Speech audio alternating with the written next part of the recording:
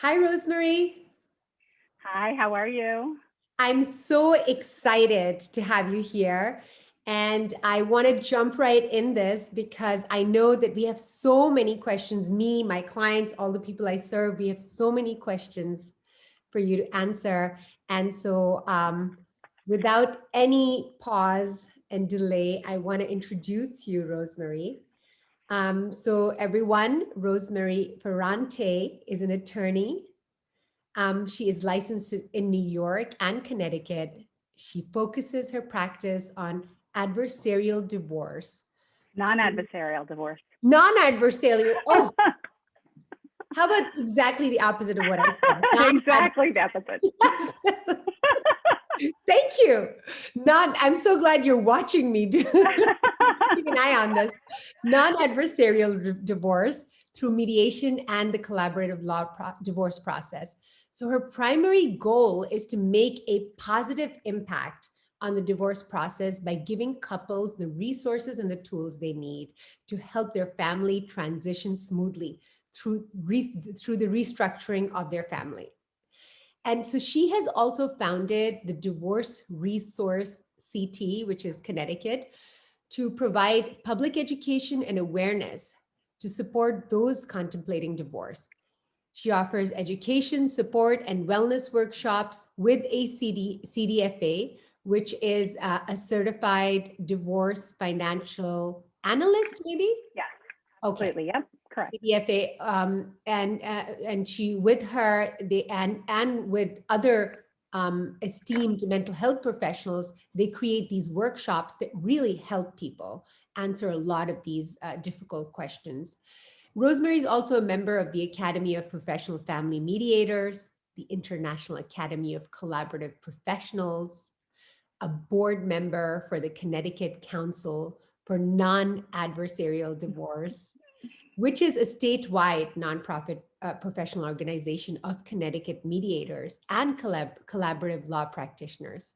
She's also the founding chapter. She's also the founding chapter leader of NAPD. I used to be a part of that in New Jersey at one point before it closed. Obviously, we needed a leader like you here. Which is the National Association of Divorce Professionals, a national organization. I think it was the first one, first national organization that unites professionals who serve clients going through all stages of the divorce process. Thank you. Thank You're you for so that welcome. intro. Have I missed anything, Rosemary? I don't think so. That about sums it up. Okay. And there was a lot more in Rosemary's bio, but I'm going to give you guys a lot of links to be able to reach her and to read up more about her. Because it's going to take the whole session if I keep talking Oh, about all of the things that she's done. thank you. Thank you so much for that nice introduction. I'm so happy to be here and talk about non-adversarial divorce. We're not going to talk about adversarial divorce. Okay. Love it. Love that.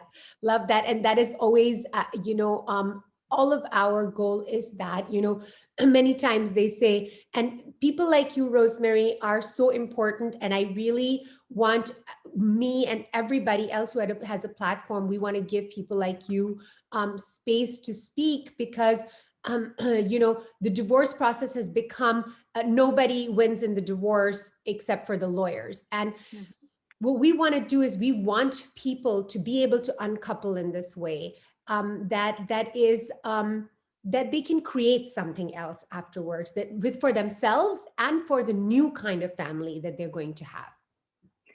Absolutely. And, we say this all the time, divorce doesn't end families. If you have children together, you're still a family. And so the divorce process is just a restructuring. Let's get rid of that old school negative connotation. And let's talk about how do we transition your family through the process and restructure so that, I always like to say the whole is greater than the sum of its parts, right? So this isn't what's best for the plaintiff or what's best for the defendant, what's best for the family. Words matter. These aren't parties, these are parents, they're children. And, the children, unfortunately, are always actually the ones who lose in an adversarial process. one thing that COVID and this pandemic has, I think, brought to light is that litigation really didn't work before, but now with the courts, the way that they're limping along, I've heard from colleagues who are getting trial dates in September, October, and November of this year. And so your family is in limbo. And ultimately, you're asking a judge to make a decision that really you're best suited. Who knows your family better than you? Who knows your family's needs?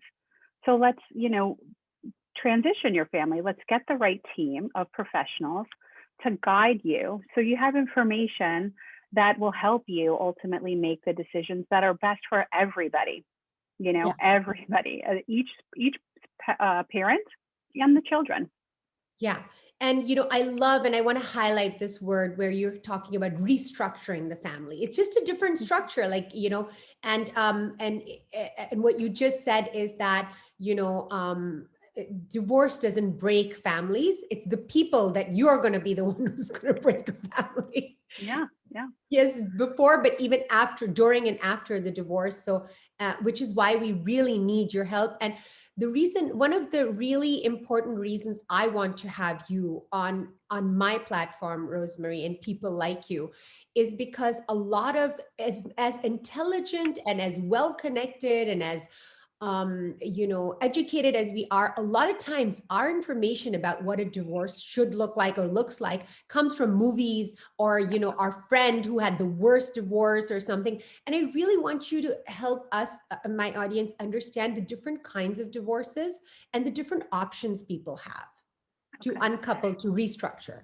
Yeah, I do have to comment on the movies for a second though, right? Yeah. So we had War of the Roses back in the 80s, right? And what was that movie with Dustin Hoffman, Kramer v. Kramer, right? Yes. And that was the old school, litigation, drag your spouse through the mud sort of thing.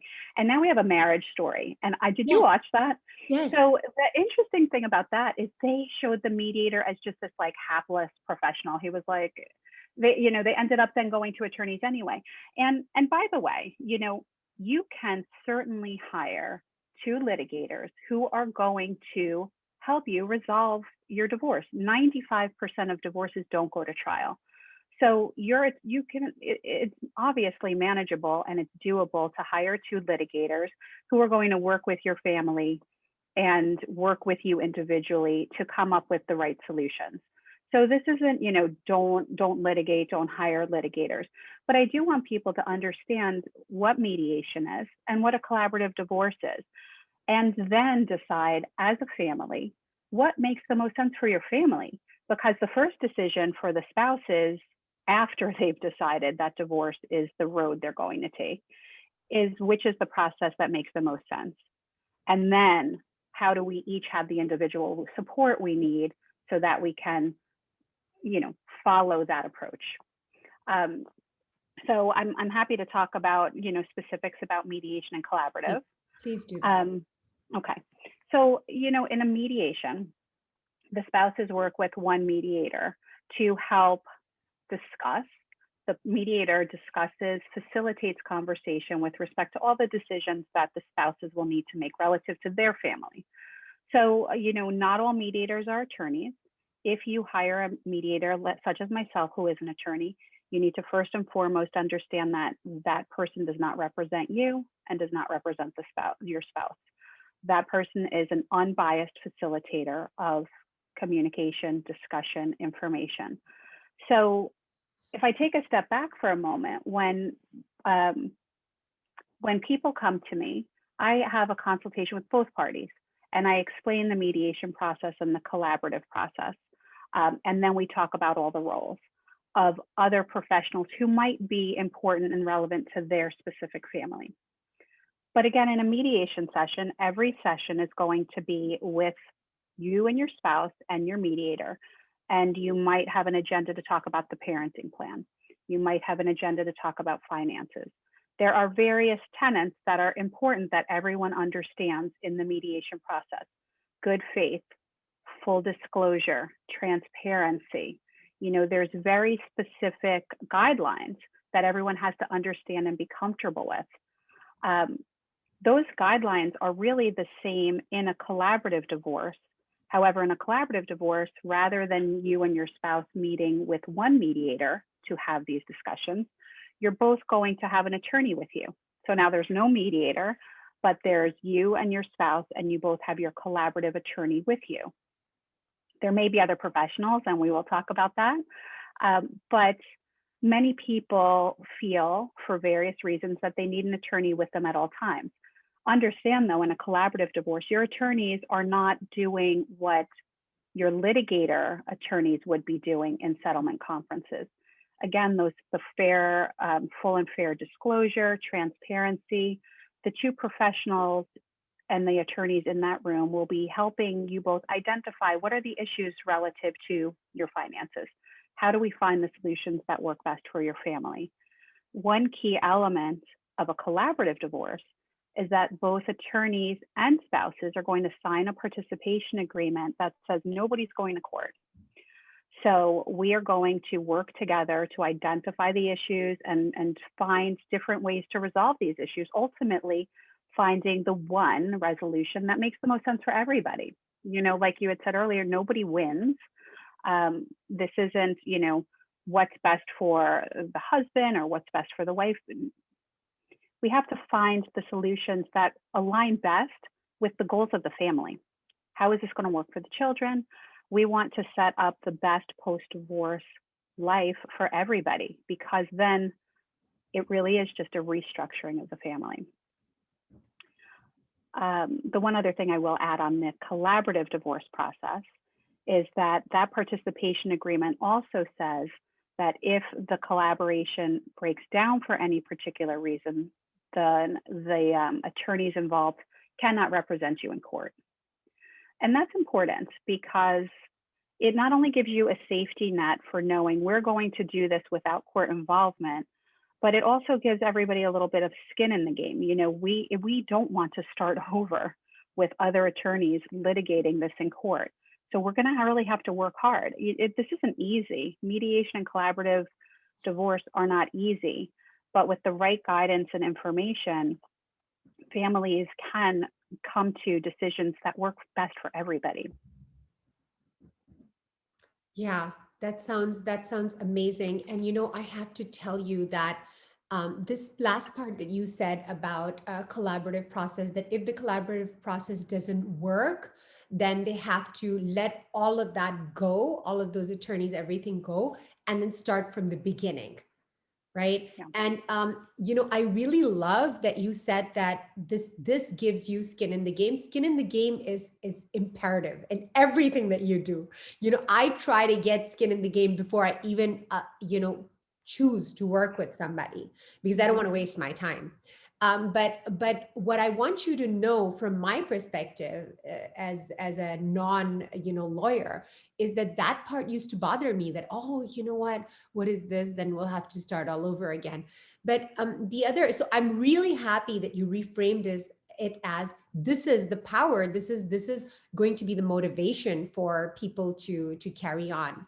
But I wanted to ask you, Rosemarie, that are there, how does anyone know? How do I know which one would be right for me? Are there personalities? Because I heard some people saying that if you know that your person's a little bit, your partner is very controlling or doesn't listen or is challenged easily, so to speak, then they're likely not going to work in a divorce, in a mediation or a collaborative law process. And when you answer this, can you also answer this part that, you know, what if people have a lot of net worth and there is one partner who doesn't know their finances very well, and the other one really, really knows them? Yeah. So, you know, I'd like to think that there's very few cases that are inappropriate for mediation. This is why I like to meet with both spouses together in a consultation, because not only am I providing information for them to think about, I'm also getting a sense of what is happening with the personalities that I'm seeing. Granted, it's an hour meeting, and so, you know, you're not always seeing everything, but you can get a sense of, is this is the red flags that I look for are more financial betrayal or financial dissipation of assets, or, you know, I guess financial betrayal sort of covers all of that. Yeah. Then just the personality dynamics of the marriage. In every marriage, there are roles, right? People take roles, and that dynamic has built up over time. So if one spouse might not have all of the information about the finances, that's not a, you know, situation where mediation is not going to happen. You just need to make sure that that spouse has the information they need. So maybe you are involving a certified divorce financial analyst. Maybe it's a co-mediation with a financial professional. Maybe it's just that spouse having the information and support, you know, spoon-fed to them throughout the process. Trained mediators make sure that both spouses are heard, that all of their questions are answered. And, you know, there are times where you're going to see as a mediator, he or she's just not getting it, you know, for whatever reason. And you're going to make sure that they get it. They're not going to make decisions until they understand, have all the information and resources they need. It could be review counsel, an attorney who's going to be helping them outside of the mediation. Again, it could be a financial professional. Every team looks different. So, you know, I'll go back to what you asked about the financial, you know, issues. Those aren't a necessary barrier to a good mediation, but that might be a reason why a collaborative would be more effective, so that both spouses in every session have their attorneys working together, but ensuring that both parties really understand everything that is being discussed. So, you know, that's part of it. The outspoken part, and somebody is a little bit more controlling, you know, again, those are not things that are barriers to mediation if you have a trained mediator who understands those issues, you know, and there is a lot written on communication, positive communication, you know, that's where you guys come in, right? And so everyone, you know, you can't separate the emotions from any divorce. Every divorce touches on emotional issues, financial issues, and legal issues. And so that's that trifecta. You know, you need support in all of those areas to get through the process. And you really, you know, have to separate that out. And so early on in the process, I do talk to people, even at the consultation, about their emotional support. What mental health professionals are they working with? One of the things we talked about before we started the recording was, you know, how do people proceed when there's one spouse who might be a little bit divorce ambivalent? And we see that often because very, very early on, I see people who are in crisis. I would be remiss if I didn't ask them, are you working with any mental health professionals? You know, and a lot of times people say, we tried marriage counseling and that didn't work. Other than marriage counseling, you know, as a mental health professional, that there's discernment counseling, there's healthy separation. I want to make sure that people are not just being dragged through the divorce process, but they're there with clarity and understanding of why they're there. When they've done some of that emotional work, the mediation process is a lot smoother. Okay. And, you know, I love the idea, like, you know, if I'm going for a divorce, I'm definitely going to want somebody who is a good mediator. How am I going to know? All I have are these online profiles. Right. So most states do have organizations. You'd mentioned CCND. In Connecticut, we have the Connecticut Council for Non-Adversarial Divorce. And it's the statewide organization that every professional who is a member is highly trained in mediation and collaborative divorce. And so those are not only legal professionals, but mental health professionals and financial professionals who can help guide a family. You know, we have to identify the needs of every family. So when we talk about the roles, what professionals might help your family, it's going to be different for your family than my family. And that depends. Are there high conflict issues related to the children? Are there complex financial issues? Are there valuation issues that we need to deal with?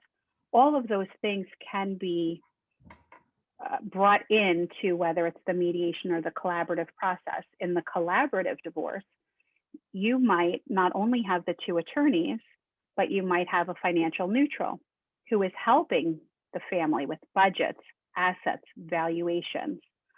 You might have a mental health professional as a coach who's helping the spouses manage their emotions through the process. And so it's a very effective structure for getting a family through the process. In a mediation, it's a little bit more organic, meaning that, you know, I might be co-mediating with a financial professional if that makes sense for that family. Perhaps it doesn't, but the wife wants to work with a CDFA outside of the session, or both spouses want to work with the CDFA outside of the session, not in the mediation. Every team looks different, but one of the biggest pieces to help any family through the process is for the spouses to understand, what are all these roles? What is a co-parenting counselor? Do we need one? What does that mean? You know, you don't want to hire everybody in the world, right? We all want to try to have the most cost-effective divorce as possible, but also you want to make sure, more importantly, that you understand what the resources are, what professionals might help in your specific situation. Yeah. Yeah. And I love that. And, you know, I love what you said. And I love all of these words that you're giving us, like divorce ambivalence. I love it. You know, I experience that all the time, Rosemary, in my profession, where people they are coming to a divorce. Maybe one person didn't decide. There's always going to be one person who's leaning in more and one person that's leaning out more. Rarely is it that both people are on the page. It does happen, but it's rare. But when you have that person who's leaning out, they have this sense that, you know, he's leaving me or she's leaving me, or I have to accept it. And I know that maybe on some level that can be a concept, but I've found that until they own the divorce, they own the fact that they no longer can live in this very shadow of a marriage that it had become, or they cannot continue on in a relationship where the other person does not want to participate anymore, that there is ownership that needs to take place. So I love this whole thing that you're bringing up. And what I'm really getting from, as you're speaking, what I'm really getting is that, you know, it's really, really important, it seems to me, to be very clear on defining your personal goals, on what you want, your personal vision as an individual and as a couple that's divorcing, what you want your divorce and post-divorce to look like, so that you can, you can reverse engineer it. I love that. And it's so important, because one of the things that, you know, people to have to think about, or should think about, is how do you want your kids to remember this time? You know, if there are children in 5 years down the road, in 10 years down the road, when your kids are adults, do they want to look back at that time when, oh, mom and dad got divorced, as a very adversarial, difficult process that put them in the middle? Or do you want them to say, oh, it was, you know, an event in my life. I still had my mom who loved me. I still had my dad who loved me. They still came to all of my events. They could have a healthy conversation. We got together for dinner on birthdays, whatever it might be. Yeah. That is possible. I see it every day. I'm inspired by my clients because they come to mediation with this idea that, you know, that I strongly believe in. We are still going to be a family. Let's figure out the blueprint for moving forward. You know, divorce is still a legal proceeding. So we still have to put this on paper. What is our parenting plan? How are we going to parent? How are we going to make decisions? What if we have disagreements? Because, by the way, you will. You had disagreements when you're married. You will still have disagreements when you're divorced. How do we work a framework for coming to resolution of those disagreements? How are we going to support two households? You know, these are big decisions. They're not made willy-nilly. You need to make sure you have all the information and resources. But the biggest resource is what's best for your family, what's best for your kids. You know, that's, if you draw on that, and that's the child-centered approach that we, you know, have talked about in the past. It's putting the kids first, putting the needs of the kids first, and ensuring that both mom and dad are set up as best they can be, given the specifics in the family. You know, what is going to make the most sense? The one other thing that I want to touch on that you sort of mentioned is this: how do you have people continue to look forward? You know, this isn't a backward looking process. We're not going to talk about the past and why you got here and, you know, all of the ways you've been wronged. We're going to look forward now. Once both parties are able to look forward, and you're right, ideally it's when you first come in the mediation door, but often it's not right then that everybody's saying, okay, we're ready. It does happen. But if not, how do we get both people to that place where they can look forward now and say, okay, we've got to unravel this spousal relationship that has a lot of, you know, it's a ball of yarn, right? Yeah. The relationship that we've built up over a lifetime together. And now we have to unravel it and reestablish our relationship as co-parents. That's a tall order. That's not easy, you know, but setting with the right guidance from the right professionals, you can do that. Yeah. So it's like I said, I mean, I do see it every day. I am in awe of my clients who can do it. It's not easy, but it can be done. Yeah. And, you know, I have to say from my experience of supporting so many people through divorce, what I've also noticed is that when you have a child-centered approach, the children center you, because you are, you know, at this point, of course, maybe you're a great human being and you've been wonderful and humanitarian and whatnot. But right now, in this moment in the divorce, all that's gone. So, you know, you start to not treat your partner in the same way you would treat all other normal human beings. So your humanity and that person's humanity is in question right now, just when it comes to this one thing. All right. Yeah. But when you look in your child's eyes, that child is still able to unite you and wake you up and say, hey, what is this really about? Are you getting into your ego? Is this about splitting up the last, I don't know, you know, little, you know, thing? Or is it, what are we doing? So that, I feel like that's really good. Do you have any other guidances, Rosemarie, you can give us to make sure that it's a child-centered approach and the children are centering us? I feel like you have a story that's coming right now. I have so many different ones, and I'm not sure which way to go with this, but I'll say this. You know, and divorce professionals say this all the time. You need to love your children more than you, and I hate the word hate, but just like your spouse. I love this. I love this. I've been through it personally, and how could I ever hate the person who gave me my 3 greatest gifts, you know? And believe me, there are times, it's a process, right? So, you know, you don't just become good co-parents overnight. It takes work and it takes commitment, and it takes both parents understanding this is what's best for the kids. So, you know, that's one part of it. The other part of it, and, you know, I get a lot of calls, probably like you do, with people are in crisis. They're in crisis. They call, and that first phone call to the divorce attorney is so difficult. Yeah. And I've had people call me leaving an office such as yours and saying, I don't know what to do. You know, it looks like we're getting divorced.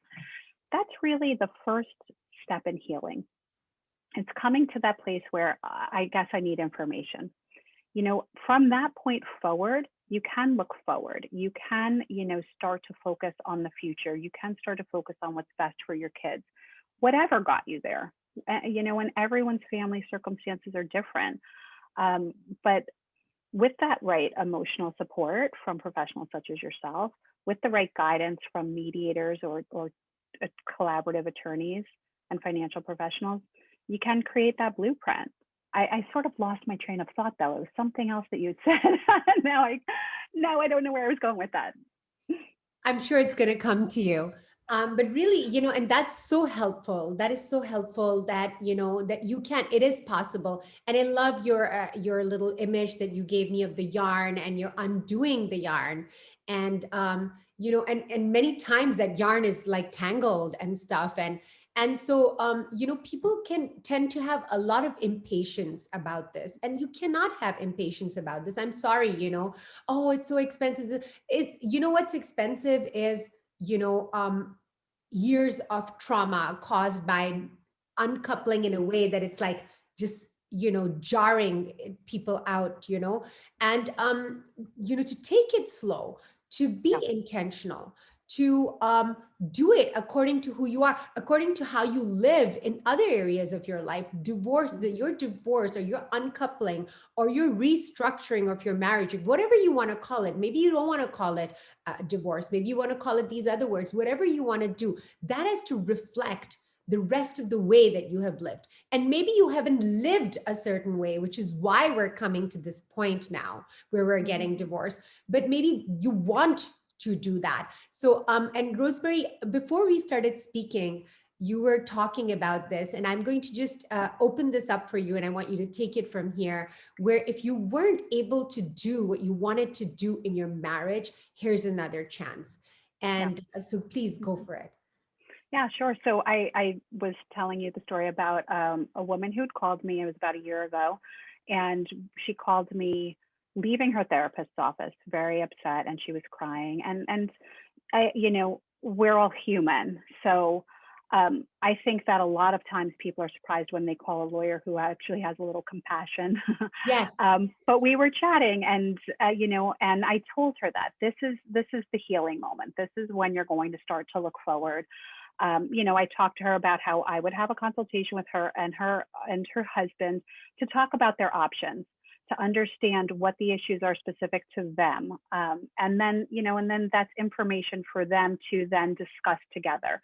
But one of the things that I had said to her, which later, 6 months later, when she called me and we had a consultation and they retained me, she said, one thing you said stuck with me. I told my husband, and that guided us in the next 6 months. And it was something that I thought about when I went through it personally. And I said it to my spouse at the time. Okay, we're here. We didn't do marriage well, but we can do divorce well. And it is possible. It's up to you. You have the ability to design the process that makes sense for your family. And so, it is a process. There will be times where it's difficult. There will be times where you and your spouse are not seeing eye to eye.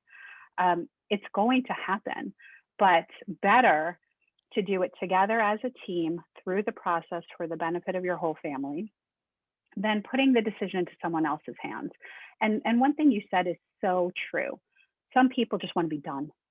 And I see it all the time. There's a process of mediation. It ebbs and it flows. It has to sort of get messy before it gets cleaned up. It's a jigsaw puzzle. So we start putting the pieces together, and we might come to a point where we haven't figured this one out yet. Let's go over here. And eventually you start to pull it together and you start to make all these decisions. But when you're in a rush, this is what, our parents always told us, you slow down. And you have to slow down. You have to take a deep breath. You need to step back, look at the big picture. And with the right guidance, you can do it. It's a process. So it's not a straight line. It's going to jiggle. It's going to, there will be moments when everything makes sense. There will be moments when you're confused by it all. Because, and by the way, every piece touches on another piece. That's like that jigsaw puzzle, right? So you can't really just make a decision in a vacuum. You need all the information. So there will be a point it gets messy. Be patient. Absolutely. Be patient. Absolutely. And be careful whom you're getting advice from, because everybody's going to say, it's very important to have your support system, to have your family and your friends around you supporting you, but you have to teach them how to support you, and to very early on, what I'm really learning from Rosemarie's conversation, I feel like it's coming to me over and over again, how important it is for each individual and for the couple together to define how they want this to go. How can they, if they didn't do marriage right, how can they get together and do divorce right? And then to take that into every conversation, every meeting, including conversations privately with your friends and family, and to tell them, listen, I get it. That's what you want me to do. But wait a second, that's not where I'm going. And if you ever Yeah. forget to do the child-centric thing, look in your children's eyes, and remember, remember what you started when you had this kid, and try to, yes, go ahead.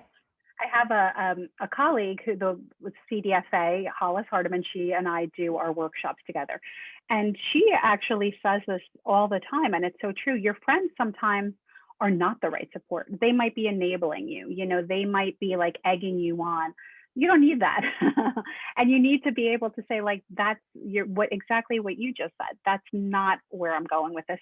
How hard is that? That's not easy. You want to get together with your girlfriends or your guy friends, whatever it is, and and just like, and you can still have your pity parties and your bash sessions 100%, but then you're also going to learn that better to do it there than in a rage text to your spouse.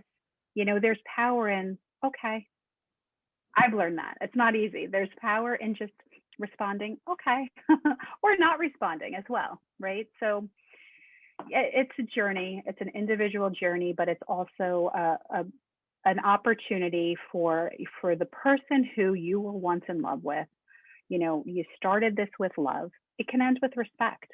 And in my view, the two main components of all of this is respect and compassion. If you can hold on to those two things through the process, and remember that, as angry as you get, as annoyed as you get, everybody wants compassion and respect. And to get it, you have to give it, right? Absolutely, Rosemarie. The truth is that I would like to have a conversation with you for another 2 hours. But I know. nobody's going to click on this video and enjoy it if it's going to be 2 hours. But honestly, to me, I'm not done. I have so many questions, and my clients have so many questions. But what I want to start to close this session. But I want to, first of all, give you the time to say what you want to say in the end. And also, please tell people how to find you. But I'm really encouraging people to go for this consult and to find out. It's very important to find these things out. And what I'm hearing from you, really, that just is going to stay with me for the rest of my life, because you have right now given this to me, which is that, the things that you say in the mediation as well as the divorce process, the three things that you define, which is good faith and full disclosure and transparency. All of those three things, what they have in common is the respect and the compassion. And your whole thing about that, maybe you started with love, but you can end with respect. And yes, when you're giving other people respect, you're respecting yourself first. You're giving other people love, you first giving yourself love. And to remember that even if it's not ending well, your marriage is not ending well, maybe you can start something new. This restructured marriage, this uncoupling can be beautiful, that your end can be beautiful. So these are beautiful lessons that I have personally learned from you, Rosemarie, and I'm really encouraging. I had so many questions that I sent Rosemarie, and a lot of my clients sent questions, but a lot of those questions, honestly, really, you need to go to a consult. I'm really, one of the big things that I want anybody who's watching this to get is that don't be scared of divorce professionals. They're not going to eat you up, all right? It's not going to be like a vacuum that if you just enter their office, they're going to suck you in and you're going to, in the end, get a divorce. No, nobody's a salesman here. None of us, not me, not Rosemarie, none of these other professionals want to work with you unless you absolutely want to work with us. So just have that peace of mind. Go and ask all of these questions. So Rosemary, please Absolutely. take it away and tell us how you would like us to, what you would like us to, remember. Okay. Oh gosh, we talked so much. Oh, I'm sorry, my phone's ringing. Um, well, you're for sure. The first step is to get information. And so, oh, it looked like you froze for a second. No, So find the right professional to have a consultation with. Get information. The workshops that I do online, you can find at divorceresourcect.com. My website is divorcemediationct.com. Are you still there? I'm It still looks like there. I'm still there. And I you. think my picture is frozen, but I can hear you and you're being recorded. So Okay, great. my internet. That's okay. Um, and so, have a consultation with one, two, or three mediators. Every mediator has a different vibe. And so you've got to find whoever's going to work best for you. Again, maybe it's a collaborative attorney. Interview a few. We talked about APFM, the Academy of Professional Family Mediators. That's a nationwide organization of trained mediators. There are organizations such as NADP, Divorcify, which all have professionals who are vetted, who understand and want to make a positive impact on the divorce process.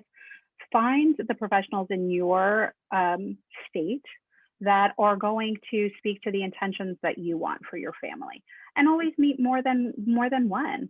You get information, you get a different feel. You've got to find the people who are right for you. And then the individual team, you need your own emotional support. So whether it's, mental health professionals, therapists, divorce coaches, co-parenting counselors, there's a lot out there. I'm happy to answer any questions that your listeners have. They can email me. Go on my website, my email's there. I won't give my phone number. You could find all of that on the website. Wonderful, Rosemary. And what I want to say is that I really, personally speaking, just for me, I really love the fact, I don't love the fact that you had to get a divorce, but I love the fact that you have that experience. As a professional myself, I am a therapist who's a relationship therapist that has had issues in my own relationship. And I had to figure it out. And I've seen this work from all ends. And I know what a big difference that makes in your profession, because we can all go to school, but life school teaches us things that other schools cannot. And I feel that, the fact that not only did you go through this, but you have the vulnerability to be able to, to bring that into open and to not be like, oh, I'm some perfect princess and I never make a mistake. It's beautiful. And it really, right there, that makes, I feel, if I were looking for for an attorney, for a mediator, that would instantly make me feel a lot more comfortable. Thank you for that. And I don't share a lot about that, but it does. Professionals, all of us in the divorce profession have reasons why we've sort of come to where we are in our process. And it's interesting. It's very interesting to hear the backstories and to understand what people have gone through. We're all human. And so, this isn't a process that you can remove any of that emotion from. And so you need people who just understand, and you don't have to have gone through a divorce to understand. You could be working with divorced people in all areas of your professional life. We all know someone who's been divorced. None of us are, living in a bubble. But it does offer a different perspective for sure. Thank you so much, Rosemary. Thank you.